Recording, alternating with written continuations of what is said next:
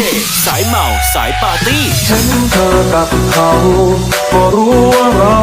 ต้องเดินแยกทางเริ่มไกลห่างปวดร้าวในใจเหลือเกินรักที่ฉันให้ไปหมดทั้งใจให้เธอทั้งดวงน้ำตาร่วงเมื่อเธอเปลี่ยนใจไปรักเขาอยากให้เราจบกันด้วยดีไม่ต้องมีอะไรหมางใจกันหากว่าเธอจะไปจากฉันไม่จำเป็นจะต้องแตกหัว ดีเจพีเคสายเมาสายปาร์ตี้ไม่ต้องบอกว่าเธอรักเขาไม่ต้องบอกว่าเราไม่คู่กันไม่ต้องมาพูดจาแบบนั้นคำว่าฉันดีเกินไปบอกมาเลยสักคำว่าไม่รัก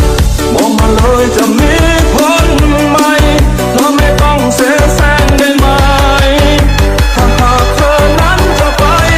ไม่ต้องมีคำแก้ตัว ดีเจพีเคสายเมาสายปาร์ตี้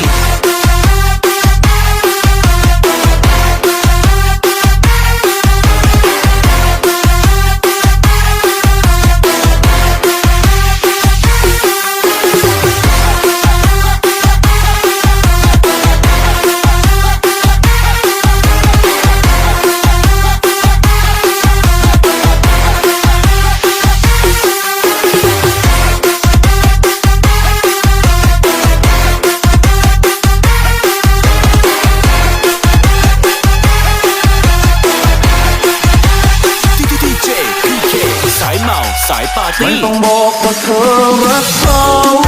ไม่ต้องบอกว่าเราไม่คู่กันไม่ต้องมาพูดจาแบบนั้นคำว่าฉันดีเกินไปบอกมาเลยสักคำว่าไม่รักบอกมาเลยจะมีคนใหม่เธอไม่ต้องเสียแซงได้ไหมถ้าหากเธอนั้นจะไปไม่ต้องมีคำแก้ตัว